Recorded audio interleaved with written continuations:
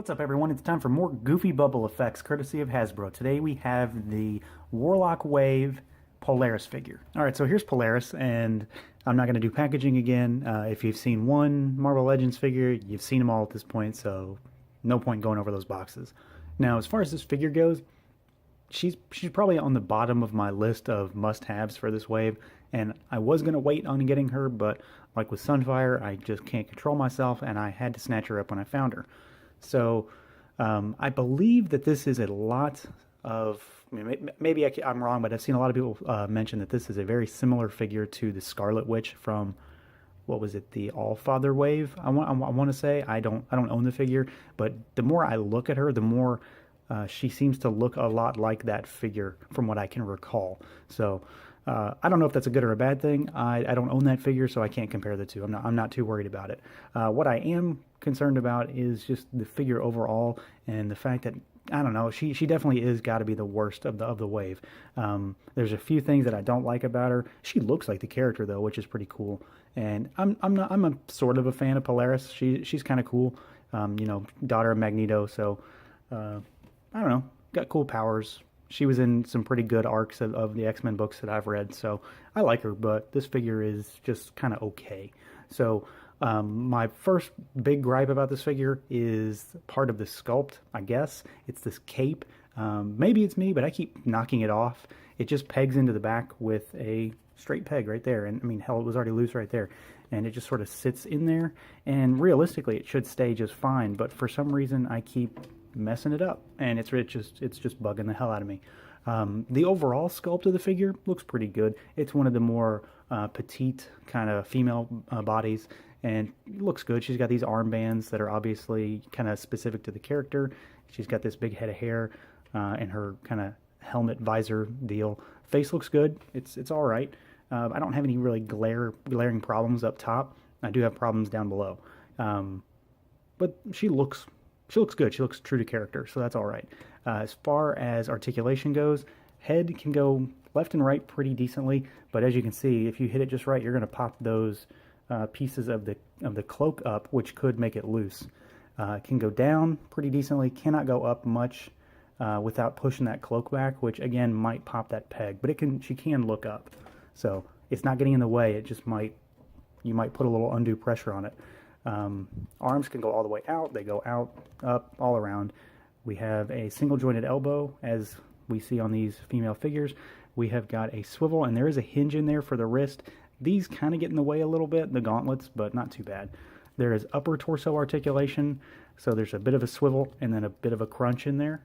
Nothing at the waist. Thighs have the same standard kind of ball joint. They go out about that far. They go out all the way. They go back decently. There's a thigh cut. We have standard double jointed knees, and then we have what looks like a forward facing pin to accentuate the hinge, and then there is, I don't know if there's any kind of rocker at all here. I cannot, if there is one, I cannot get it to on either foot to rock, which has made posing her a bit difficult at times. As far as the paint goes, hair looks nice. It's got I think a wash in there. It looks like it. There's a bit of metallic paint on the hairband up here. The visor has a bit of metallic paint. The eyebrows, eyes, lips all look good. Metallic paint there. I do have some smudges in the neck hinge here. The gauntlets have a nice kind of metallic finish to them. We have got the dark green on the legs down here, and then the boots. They're okay. It's not too fuzzy, I guess. The legs are molded green. The big problem is the torso here. So this is molded plastic, this is molded plastic, but this is painted on here. And these skin tones don't match these skin tones. It's pretty close, but it's not perfect. And I'd seen some pictures online. I thought, okay, that looked passable. They don't look that great in person. They're not horrible, but they're just not that great. So overall, she's okay. I think she looks like the character, but there's, the cloak bothers me, and then, the paint on the torso is kind of I've also got some nicks on there, right there, some green where it shouldn't go. So I don't know, it could be a whole lot worse, but this is, definitely the worst of the wave. Now, as far as accessories go, we've got these goofy things again. I like the fact that they're green translucent plastic. That's nice. Um, they're loose on her arms though because they only have the bigger clasp. So if you push them back further on her wrist, they work better. I usually like to have them up close on the actual wrist, but these are, more on the forearm, I guess is where you should put these. And they're kind of hard to get on this left hand here. They look good on her. I just, I've said it before, I don't really care for these. I think they're overused. I think it's time for a different effect. I might have honestly preferred Dazzler's style of effect with her. These work though. They're just, I don't know, they're goofy. All right, overall, final impressions, she's an okay figure. Her being the worst of this wave doesn't mean she's a bad figure. I just don't think she's anything special. I don't like the cloak. I just don't like the way. Honestly, I would have rather it had been attached to the figure than removable. I'm never going to remove it, so I don't feel the need to have it being removable.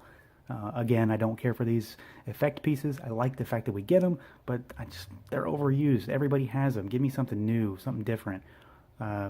Paint misses here and there are kind of a detriment to the figure. And then the lack of rockers on those feet, assuming they don't exist because I can't get them to rock, makes it hard for me to pose her.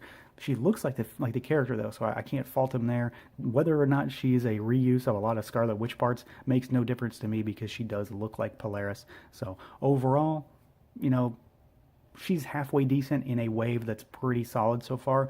So just stacked up against the other characters like Shatterstar and Sunfire, even Dazzler so far, because those are what I've reviewed up to this point.